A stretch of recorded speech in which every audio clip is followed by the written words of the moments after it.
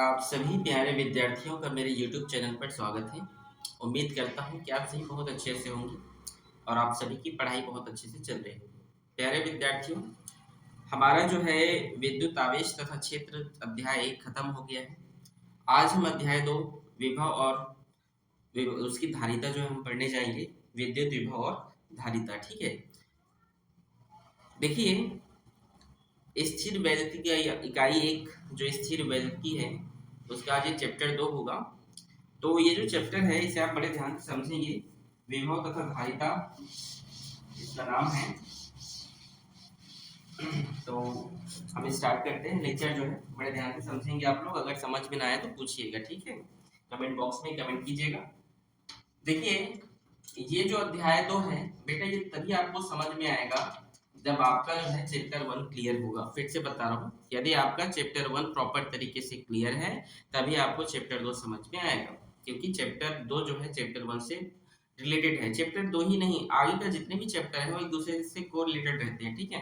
तो नया अध्याय पढ़ने से पहले बेटा पुराना जो है लेक्चर या पुराना जो है अध्याय बिल्कुल पढ़ा कीजिए। उसके बाद ही आपको समझ में आने वाला है, ठीक है। तो चलिए, सबसे पहले आज हमारा जो चैप्टर है विभव और धारिता। विभव और धारिता ये हमारा जो चैप्टर है, इसमें आज जो बेटा हम विभव क्या होते हैं इसके बारे में सबसे पहले बात करते हैं। विभव, इसे हम इंग्लिश में पोटेंशियल कहते हैं, ठीक है। क्या होता है विभव, चलिए समझते हैं, ठीक है। देखिए, विभव यह एक अदिश राशि। सबसे पहला चीज तो आप ये जान लें कि ये कैसी राशि है, ये अदिश राशि है। और हम विभव का अर्थ आपको बताना चाहते हैं। विभव का अर्थ होता है बेटा धारा प्रवाह की दिशा, ठीक है। किसका जी, सॉरी, आवेश प्रवाह की जो दिशा को बताए। आवेश प्रवाह की जो दिशा को बताए कि आवेश जो है किस दिशा की ओर क्या हो रहा है बेटा, प्रवाहित हो रहा है, उसे ही क्या कहा जाता है, उसे ही जो है हम यहाँ पर विभव कहेंगे, ठीक है। बड़े ध्यान से समझेंगे आप लोग। आवेश प्रवाह की दिशा को क्या कहा जाता है जी, विभव कहा जाता है। जो आवेश होता है वो उच्च विभव से, जो आवेश होता है वो उच्च स्तर से क्या होता है, निम्न स्तर की ओर आता है। मतलब उच्च विभव से निम्न विभव की ओर जाता है। फिर से सुने, आप देखिए, हम यहाँ पर लिख दे रहे हैं विभव क्या है, आवेश प्रवाह की दिशा जो बताए। आवेश प्रवाह की जो दिशा बताता है उसी को क्या कहा जाता है, विभव कहलाता है। विभव जो होता है उच्च विभव से निम्न विभव की ओर क्या होता है जी, प्रवाहित होता है। अगर हम आगे बात करें तो हम बोल सकते हैं जिस प्रकार पानी जो होती है, देखो कितने आवेश हैं उसकी क्वांटिटी पर या उस पर डिपेंड नहीं करेगा। मतलब मैं ये कहना चाहता हूँ जो पानी होता है, आप पानी देखिए, पानी क्या होता है, उच्च स्तर से निम्न स्तर की ओर बहता है। उच्च स्तर से किधर बहता है, उच्च स्तर से निम्न स्तर की ओर बहता है। ठीक उसी प्रकार भी जो विभव होता है वो जो है क्या होता है, आवेश प्रवाह की जो दिशा बताता है उसी को क्या कहा जाता है जी, विभव कहते हैं। यहाँ पर चलिए समझते हैं।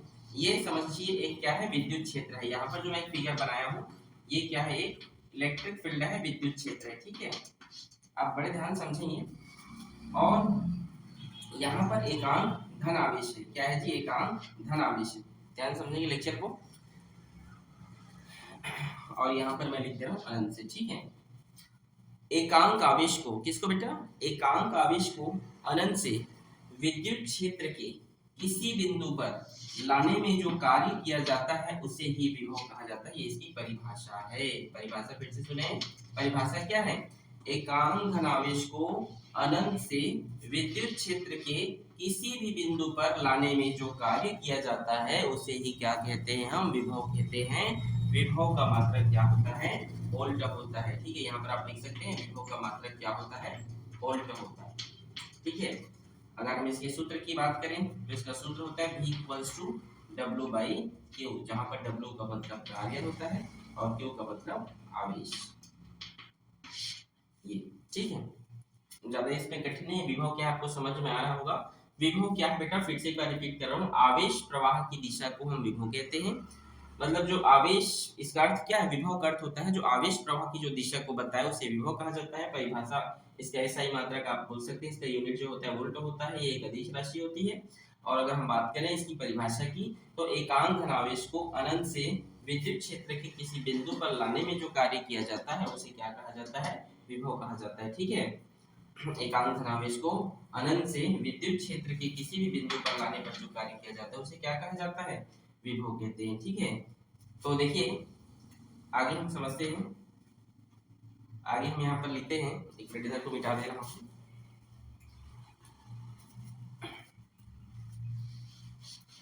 यहाँ पर मैं विभव को समझाने से पहले आपको यहाँ पर एक वोल्ट की परिभाषा आपको बता दूं। मात्रक तो वोल्ट है, एक वोल्ट की चलिए हम यहाँ पे क्या करते हैं, परिभाषित करते हैं एक वोल्ट को। एक वोल्ट क्या होता है? ठीक है, एक वोल्ट क्या है? तो देखिए बेटा, एक वोल्ट क्या है, बड़े ध्यान समझिएगा। यदि कार्य जो है, यदि क्या जी, कार्य जो है 1 जूल हो, क्या हो जी? 1 जूल हो, और उस पर जो आवेश है वो 1 कूलाम का लेंगे। कितने का? 1 कूलाम का। ठीक है, तब यहाँ पर परिभाषा किस प्रकार से होगा? देखिए 1 वोल्ट को हम यहाँ पर परिभाषित कर रहे हैं। 1 वोल्ट क्या है, तो बड़े ध्यान समझेंगे। एक कूलाम के आवेश को, किसको? 1 कूलाम के आवेश को, ध्यान समझिए। एक वोल्ट को परिभाषित कर रहा हूं मैं। 1 कूलाम आवेश को अनंत से विद्युत क्षेत्र के किसी बिंदु पर लाने में यदि 1 जूल का, कितने का? 1 जूल का यदि कार्य किया जाता है तो उसका विभव 1 वोल्ट कहलाता है। तो उसका विभव क्या कहलाता है? 1 वोल्ट कहलाता है। फिर से बता रहा हूं 1 वोल्ट की परिभाषा क्या है, यहाँ पर मैं फिर से बोल रहा हूँ। यदि एक कूलाम आवेश को, यदि किसको जी? 1 कूलाम आवेश को अनंत से विद्युत क्षेत्र के किसी बिंदु पर लाने में जो कार्य किया जाता है, लाने में यदि 1 जूल का कार्य किया जाए, कितने का? 1 जूल के लिए कार्य किया जाए तो उसका विभव क्या कहलाता है? 1 वोल्ट कहलाता है। ठीक है, बहुत इजी है, इसे आप नोट कर लें।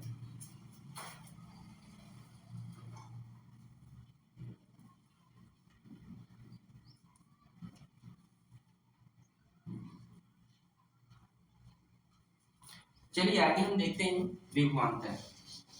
विभवांतर क्या होता है, चलिए समझते हैं।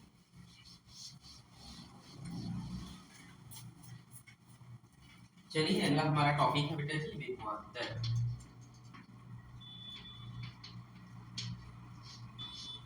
विभवांतर अर्थ समझ जाइए। विभव में अंतर, किसमें अंतर? विभव में अंतर को क्या कहा जाता है? विभवांतर कहा जाता है। विभव में अंतर को क्या कहा जाता है जी? विभवांतर कहा जाता है। यदि मान लीजिए क्या है, ये एक विद्युत क्षेत्र है, क्या है, ये एक विद्युत क्षेत्र है, और विद्युत क्षेत्र में एक बिंदु ये ए है और दूसरी बिंदु यहाँ पर क्या है, बी है, जिसका विभव बी है, इसका विभव बी भी है। ठीक है, तो क्या है समझिएगा, बड़े ध्यान से समझना। वैद्युत क्षेत्र में, ठीक है, यहाँ पर मान लेते हैं आवेश है। ठीक है, वैद्युत क्षेत्र में ध्यान समझेंगे आप। वैद्युत क्षेत्र में एकांक धनावेश को, वैद्युत क्षेत्र में एकांक धनावेश को एक बिंदु से दूसरे बिंदु तक ले जाने में जो कार्य किया जाता है उसे विभवांतर कहते हैं। ठीक है, फिर से देखिए, मैं फिर से आपको यहाँ पर बता रहा हूँ कि विद्युत क्षेत्र में एकांक धनावेश को एक बिंदु से दूसरे बिंदु तक ले जाने में जो कार्य करना पड़ता है उसे ही क्या कहा जाता है जी? विभवांतर कहते हैं। VA minus VB। ठीक है, VA माइनस VB। देखिए यहाँ पर आपको समझा रहा हूँ, मतलब अगर एक बिंदु से दूसरे बिंदु तक यदि आवेश को, एकांक धनावेश को ले जाया जाता है तो उसे ही क्या कहा जाता है? विभवांतर कहते हैं। अगर हम इसके भी मात्रक की बात करें तो इसका भी मात्रक क्या होता है जी? वोल्ट होता है। ये भी आप याद रखेंगे। ठीक है, इसका भी मात्रक क्या है? वोल्ट है। ठीक है, इस तरीके से ये विभवांतर है। मतलब विभव में अंतर को क्या कहा जाता है? विभवांतर। परिभाषा भी आपको समझ में आ गया होगा। ठीक है, इसको नोट कर लें। विभव की गणना चलिए कैसे करते हैं, ध्यान समझिए। ठीक है, देखिए यहाँ पर हम क्या है, एकांक धनावेश है, जिसके कारण क्या है, यहाँ पर एक विद्युत क्षेत्र जहाँ पर उत्पन्न हो गया। इसी विद्युत क्षेत्र के एक पॉइंट पर हमें क्या करना है, विभव की गणना करना है। यहाँ पर एकांक धनावेश रखा हुआ है। ठीक है, इसके यहाँ पर कुछ दूरी पर दो बिंदु लेते हैं। एक बिंदु आपका ए है और एक बिंदु क्या है, बी है, इनके बीच की दूरी हम क्या लेते हैं जी, dx लेते हैं। और इस स्थान से यहाँ तक की दूरी मैंने x माना, और इसी स्थान से एकांक धनावेश या बिंदु P तक की दूरी हमने क्या लिया है, d लिया है। ठीक है, इसका कैलकुलेशन करेंगे, बड़े ध्यान से समझेंगे आप लोग। देखिए फिर से एक बार फिगर समझा रहा हूँ आपको कि बिंदु O पर मान लीजिए ये एक पॉइंट है O, जहाँ पर क्या है प्लस क्यू चार्ज है, जिसके कारण यहाँ पर विद्युत क्षेत्र उत्पन्न हो गया। और यहाँ पर जो है उसी विद्युत क्षेत्र के एक बिंदु पर जो है बिंदु P पर क्या है एकांक धनावेश रखा हुआ है। उसी के कुछ पॉइंट पर जो है दो बिंदु हैं A और B, जिनके बीच की दूरी हमने dx लिया है, और O से लेकर B तक की दूरी x माना है, और O से लेकर P तक की दूरी हमने d लिया है। ठीक है, तो चलिए कैलकुलेशन स्टार्ट करते हैं। बिंदु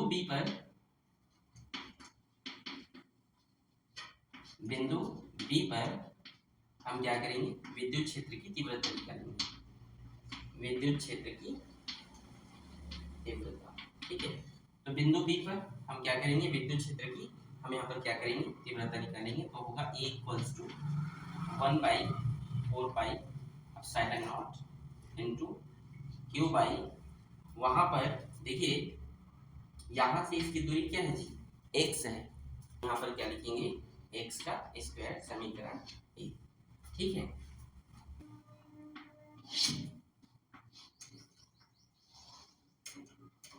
चलिए स्टार्ट करते हैं। हमने कहा कि एकांक धनावेश को, किसको जी, एकांक धनावेश को बिंदु B तक लाने में किया गया कार्य, क्या जी, किया गया कार्य। तो बिंदु B तक लाने में क्या एक छोटा सा कार्य है, dw। ठीक है, और देखिए एकांक धनावेश ये क्या है, प्लस क्यू चार्ज है, और यदि बिंदु B तक इधर अगर लाया जा रहा है एकांक धनावेश, तो धन धन क्या करें एक दूसरे को, देखिए कार्य बराबर क्या होता है, बल गुणित विस्थापन। ठीक है, तो यहाँ पर बल क्या है, विद्युत क्षेत्र की तीव्रता भी एक प्रकार का क्या है जी, बल है, तो हम यहाँ पर ए लिखेंगे। माइनस चिन्ह क्या चीज दर्शाता है, ये प्लस क्यू है, और एकांक धनावेश को जब इधर लाया जाएगा तो प्लस प्लस एक दूसरे को क्या करेंगे, प्रतिकर्षित करेंगे, तो इसीलिए यहाँ पर माइनस चिन्ह क्या हुआ है, उत्पन्न हुआ है। ठीक है, मल्टीप्लाई वहां पर विस्थापन क्या है, dx। ठीक है, तो चलिए देखिए dw इक्वल्स टू माइनस ई का वैल्यू यहाँ पर हम पुट कर देते हैं 1/4 pi epsilon not q by x के स्क्वायर इनटू dx।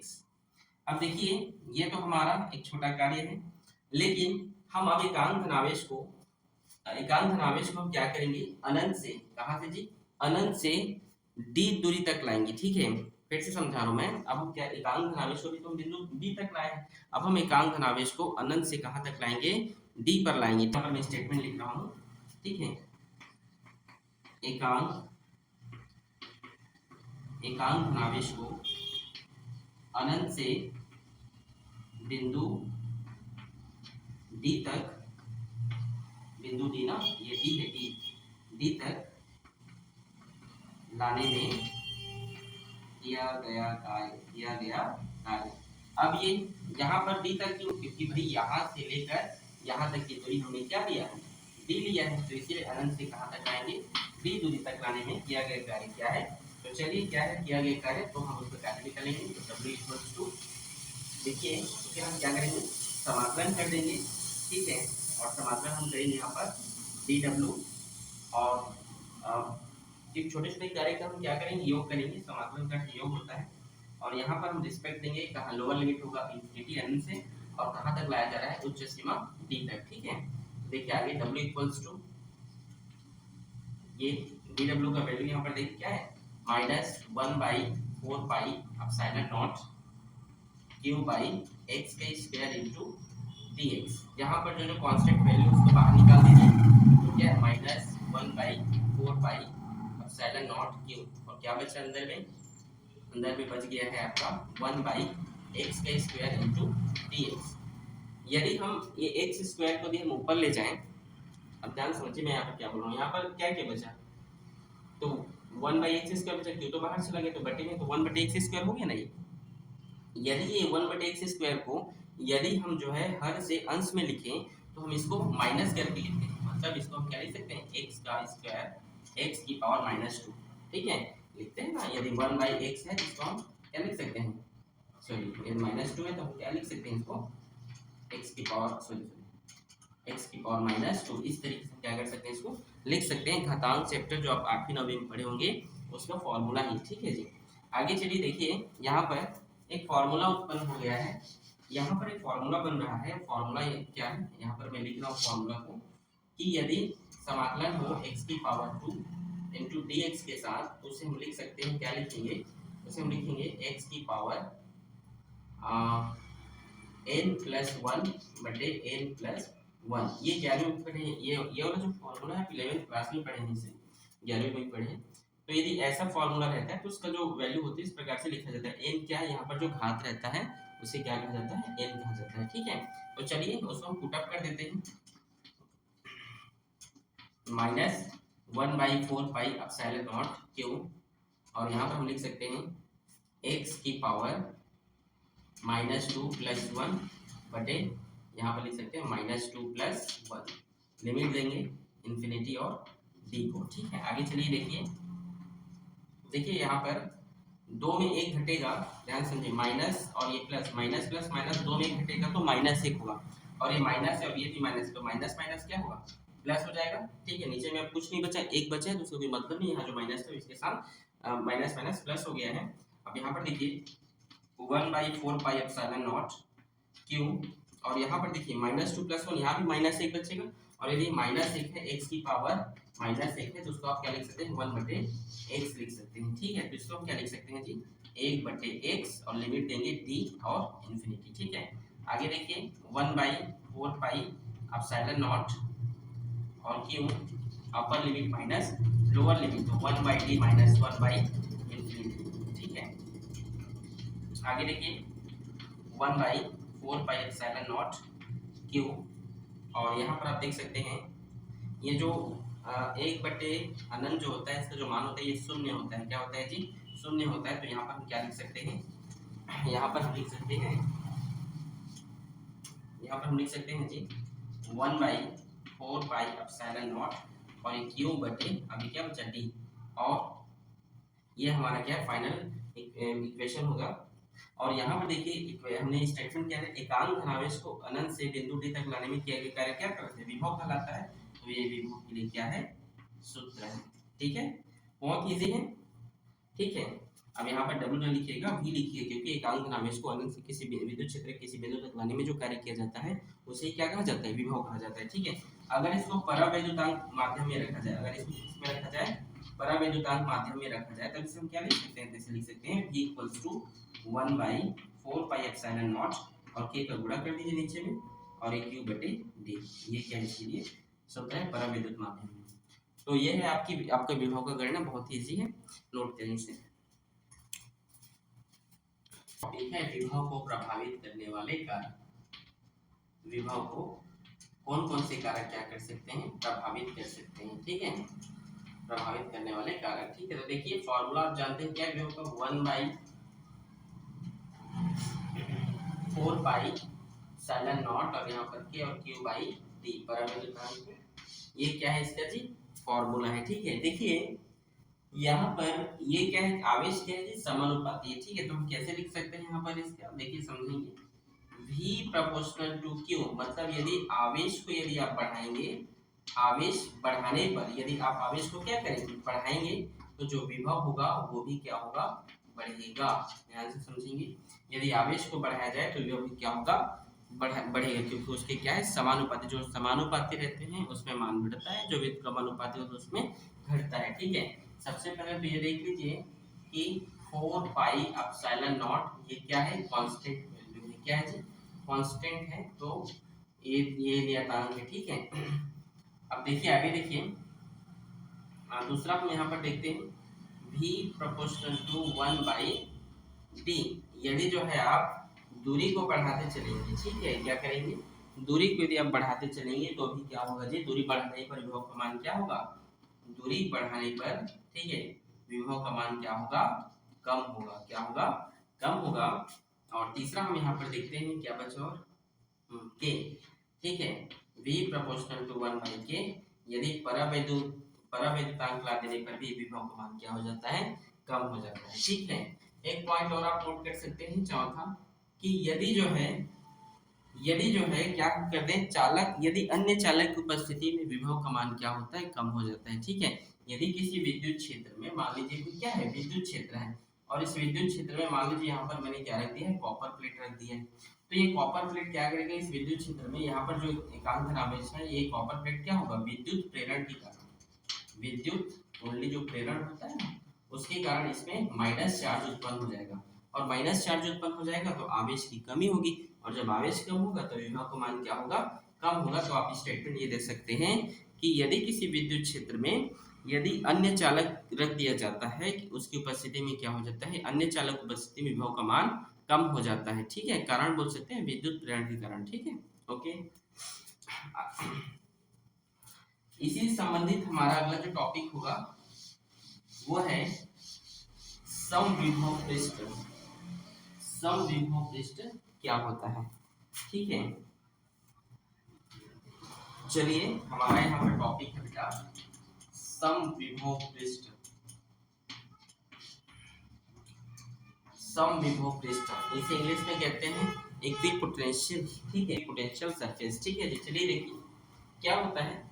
समविभव पृष्ठ क्या है, जहां पर यदि किसी विद्युत क्षेत्र में क्या हो, जहां पर विभव का मान क्या हो, जहां पर विभव का मान क्या हो, एक जैसा हो, क्या हो, एक समान हो, क्या हो, विभव का मान। यहाँ पर लिख सकते हैं विभव का मान यदि क्या हो, वह पृष्ठ, ठीक है, जिसके प्रत्येक बिंदु पर, पहले बात सुनिए, वह पृष्ठ जिसके प्रत्येक बिंदु पर विभव का मान क्या रहता है, एक समान रहता है, उसी को क्या कहा जाता है, समविभव पृष्ठ कहा जाता है। ये 2 नंबर 3 नंबर का आता है परीक्षा में, बड़े ध्यान से समझेंगे समविभव पृष्ठ क्या है।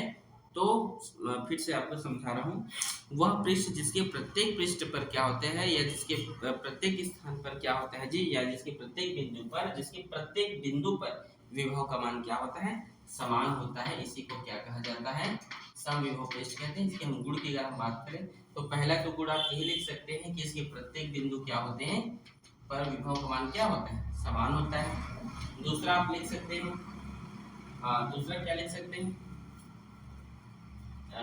दूसरा यहाँ पर आप लिख सकते हैं, देखिए आप बड़े ध्यान से चीज समझिएगा, अगर यहाँ पर प्रत्येक बिंदु पर एक जैसा रहेगा तो मान लीजिए यदि क्या है, इसका विभवांतर निकालें तो क्या होगा, इसका जो विभवांतर होगा एक बिंदु से दूसरे बिंदु तक ले जाने में आवेश को जो है कोई कार्य नहीं किया जाएगा यहाँ पर, तो क्योंकि सभी एक समान ही है, सभी जगह विभव क्या है, एक समान है, तो विभवांतर क्या हो जाएगा, यहाँ पर विभवांतर जो है शून्य हो जाएगा। कि विभवांतर क्या है, विभवांतर की परिभाषा क्या है कि यदि एक बिंदु से दूसरे बिंदु तक विभव को जो ले जाया जाता है उसी को क्या कहते हैं, विभवांतर कहते हैं। विभव में अंतर को विभवांतर कहा जाता है।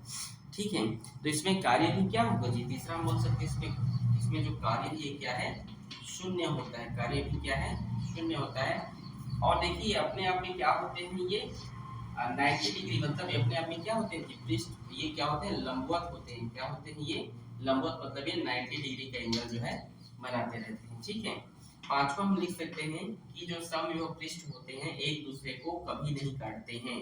दो समविभव पृष्ठ एक दूसरे को कभी नहीं काटेंगे। ठीक है, ये चीज आप हमेशा याद रखेंगे। ठीक है, बस यही इसकी प्रॉपर्टीज लिख लीजिएगा, आएगा परिभाषा पूछेगा समविभव पृष्ठ क्या है, समविभव पृष्ठ वह पृष्ठ जिसके प्रत्येक बिंदु पर विभव का मान समान होता है, समविभव पृष्ठ है।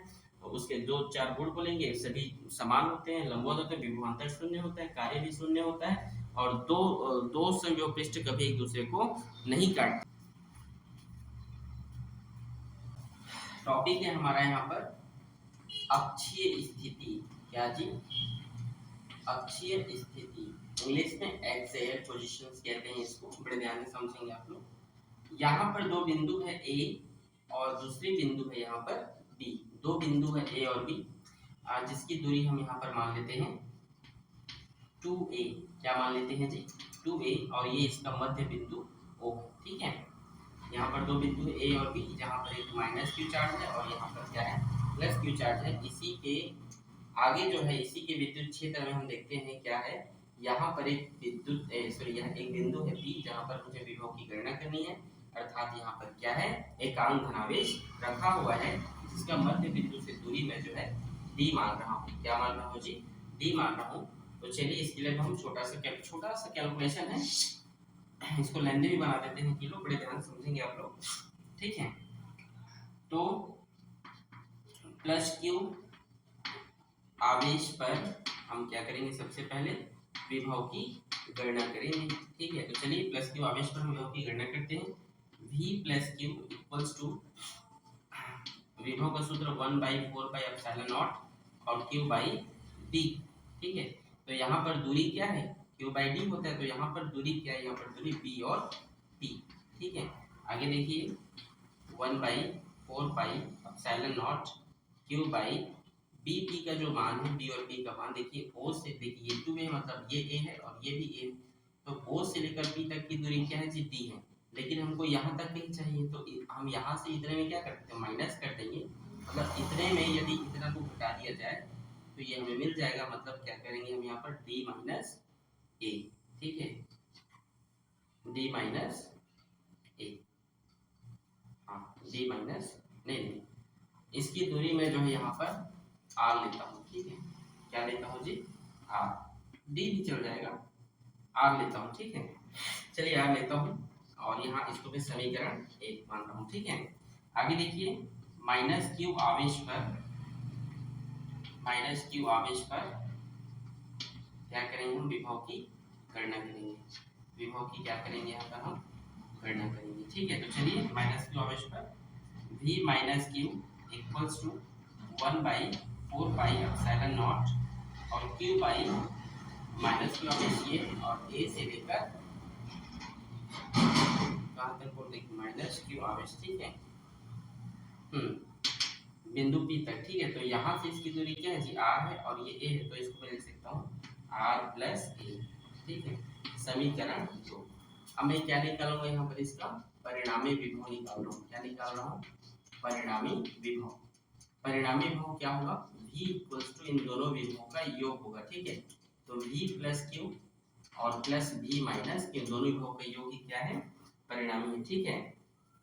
आगे देखिए V equals to, V plus Q का मान यहाँ पर आप देख सकते हैं क्या है, 1 बाई, अच्छा देखिए इन दोनों में जो चीज, अच्छा ये माइनस आवेश के पर विभव की गणना है, तो ये माइनस आवेश है, तो यहाँ पर आवेश क्या होगा, यहाँ पर ऋणात्मक होगा। क्या होगा जी, यहाँ पर आवेश ऋणात्मक होगा, ठीक है। यहाँ पर आवेश क्या होगा, ऋणात्मक, ठीक है। यहाँ धनात्मक होगा, यहाँ क्या होगा, ऋणात्मक होगा। अब देखिए इन दोनों को क्या करेंगे, इनको प्लस करना है, V प्लस क्यू और V माइनस क्यू, परिणामी विभव निकालना है, तो दोनों को योग करना है। तो कैसे योग करूंगा, देखिए यहाँ पर जितना चीज जो जो कॉमन है उसको तो मैं बाहर लिख देता हूँ। तो क्या क्या चीज कॉमन है, 1/4 पाई, इसमें भी है कॉमन, इसको लिख देता हूँ बाहर में, ठीक है। 1/4 पाई एप्सिलॉन नॉट, देखिए 1/4 एप्सिलॉन, यहाँ भी 1/4 कॉमन है, यहाँ क्यू है, यहाँ माइनस क्यू है, तो क्यू भी क्या है, बस कॉमन है, उसको बाहर लिख देता हूँ, ठीक है। यहाँ क्या बचा, 1/r माइनस ए, r माइनस ए, और यहाँ क्या है प्लस है, तो प्लस, और यहाँ पर माइनस क्यू तो बाहर चला गया लेकिन माइनस बचा है, तो यहाँ लिख देता हूँ -1 और यहाँ पर है r प्लस ए। आगे देखिए v equals to 1/4 pi epsilon nought और q, यहाँ पर आप देखिए इसके हम एलसीएम निकालेंगे, तो इसके गुणनफल के बराबर में होगा एलसीएम इसका, तो r square minus a square, ठीक है। और यहाँ क्रॉस मल्टीप्लाई, तो r प्लस a और प्लस माइनस माइनस होगा, तो ये r और माइनस माइनस क्या होगा, ये प्लस होगा। देखिए माइनस माइनस क्या हो जाएगा, प्लस होगा, ये r प्लस में माइनस में कैंसिल हो जाएगा, ठीक है। आगे देखिए यहाँ पर v equals to 1/4 pi epsilon nought और ये q और a क्या है, यहाँ पर 2a बचा है, ठीक है। और नीचे में r square minus a square. आगे देखिए v equals to 1/4 pi epsilon nought और 2qa, ठीक है, वो होता है p, होता है p बराबर होगा 2qa, आप पिछले चैप्टर में पढ़े थे, ठीक है, 2qa, या इसको l भी पढ़ते हैं, ठीक है। 1/4 पाई एप्सिलॉन नॉट इनटू, यहाँ पर आप लिख सकते हैं p और r square minus a square, यही क्या है आपका पक्षी स्थिति के लिए छोटा सा सूत्र है। अगर ये किसमें रखा हो, परावैद्युत माध्यम में हो, तब क्या होगा, v equals to 1/4 pi epsilon nought into k और ये है p upon r square minus a square, ठीक है। ये क्या है, छोटा सा कैलकुलेशन, इसे आप नोट करें।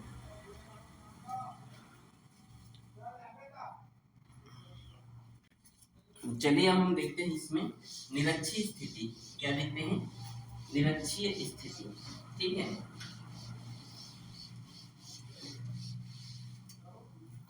निरक्षीय स्थिति।